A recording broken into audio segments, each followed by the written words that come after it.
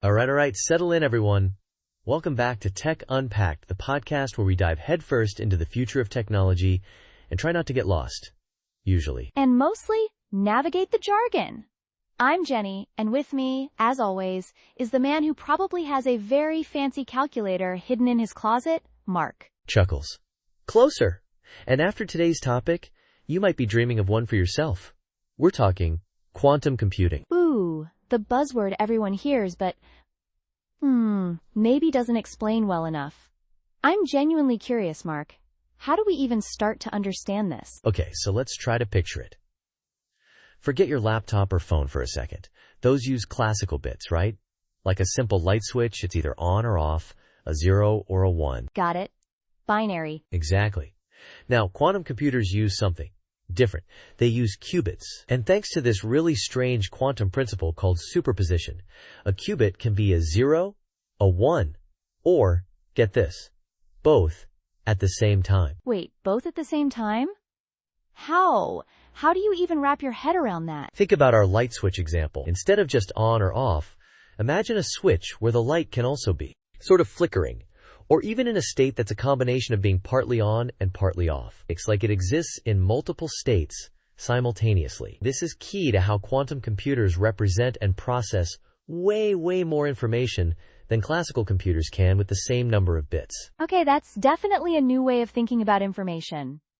So, with just a few qubits, you can represent a massive number of possibilities simultaneously? Precisely. It's that rapid scaling that's so powerful. Add just one qubit, and it expands the computational space significantly. It grows exponentially. That's why the potential is there to tackle problems that would take even the most powerful supercomputers an incredibly long time. Talking about potentially longer than the age we've measured for the universe in some instances. Alright, you've got my attention with the big numbers. So, we have qubits in multiple states. What other quantum weirdness is involved? Ah, yes. Prepare for entanglement. This is where qubits get linked in a way that defies our everyday intuition. The state of one entangled qubit is directly related to the state of another, no matter how far apart they are.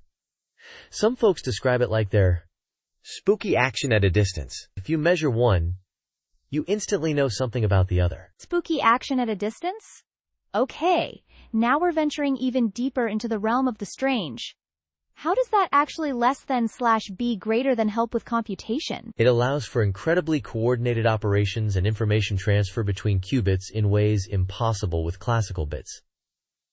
It's a fundamental part of what makes some quantum algorithms work their particular brand of magic.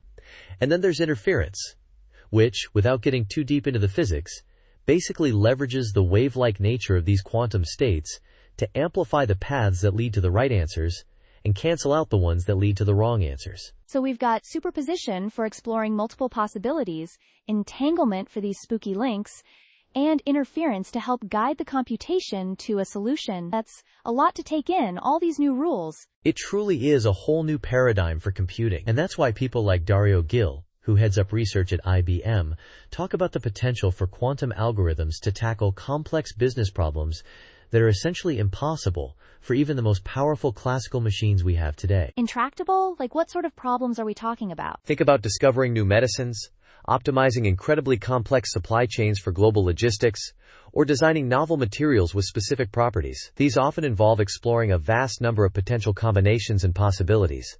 A classical computer would explore these one by one, taking an immense amount of time. A quantum computer, with its ability to explore many states simultaneously, could potentially find solutions much faster. Okay, I can definitely see the significant potential there, especially for fields like research and development, and even things like financial modeling. Is it all smooth sailing towards this powerful future, or are there significant hurdles? Oh, there are definitely hurdles.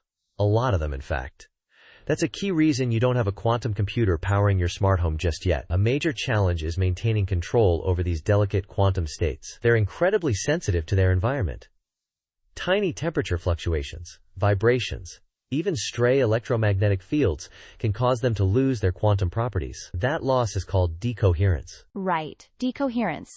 So, the quantum magic sort of dissipates? Exactly.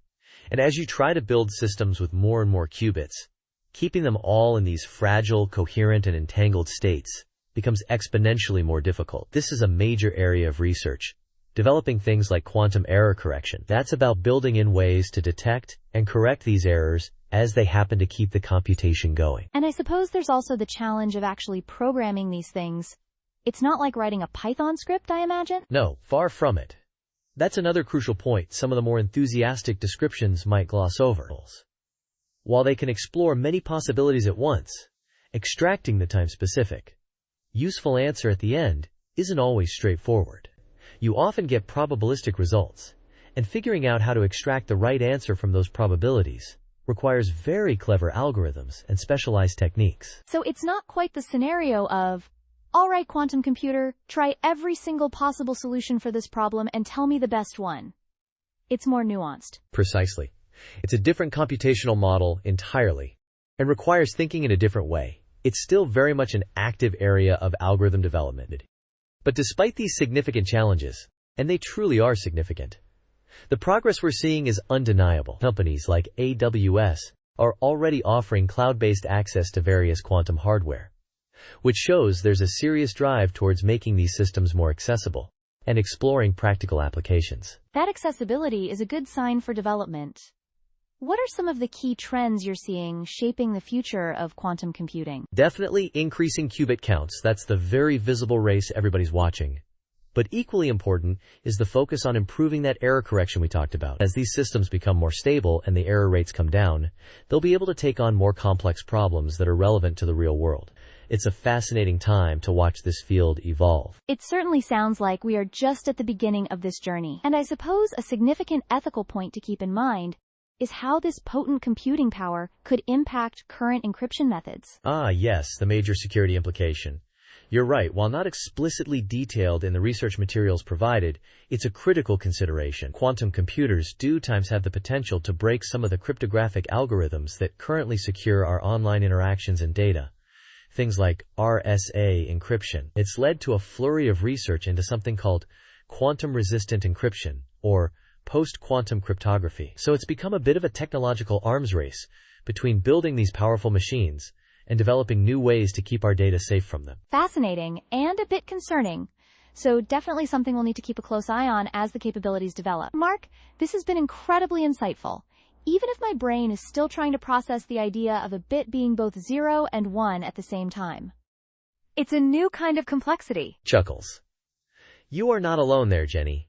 It truly is a wild ride into the quantum realm.